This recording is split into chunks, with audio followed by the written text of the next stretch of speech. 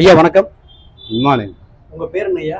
பழனி ஆச்சாரியன்றது பேர். நீங்க என்ன தொழில் பண்றீங்க? ஆச்சாரி தொழில். ஐயா, நடிகர் விஜய் பத்தி உங்களுக்கு தெரியும் இல்லையா? தெரியும், ஓரளவுக்கு தெரியும்.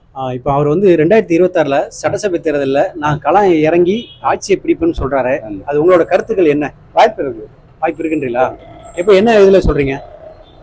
இளம் வயசு ஒண்ணு சொன்னதை செய்யக்கூடியவர் போதுன்னு. சரி. அந்த வகையில அவருக்கு வாய்ப்பு இருக்கு அப்படின்றீங்களா? ஆனா சில குறுக்கீடுகள் வந்து வரும். அதை எதிர்த்து போராடணும், அவ்வளவுதான். போராடினா வெற்றி பெறலாம். கண்டிப்பான்றீங்களா? கண்டிப்பா.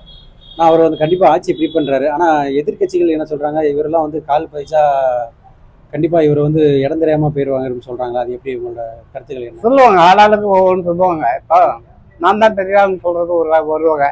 சரி. இல்ல அவர் பெரிய ஆளுங்க அப்படின்னு சொல்றது ஒரு வகை. கண்டிப்பா கண்டிப்பா. புரியுதுங்களா? ஸோ இந்த தன்னைத்தானே தாழ்த்தி கொள்வது ஒரு வகை. கண்டிப்பா.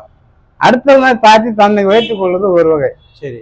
அந்த வகையில வந்து சிலர் என்ன பண்றாங்க, மற்றவங்களை தாழ்த்தி தான் பெரிய ஆள் அப்படின்னு பேசுறவங்க இருக்காங்க. சரி. ஸோ அது நமக்கு தேவையில்லை. தேவையில்லை.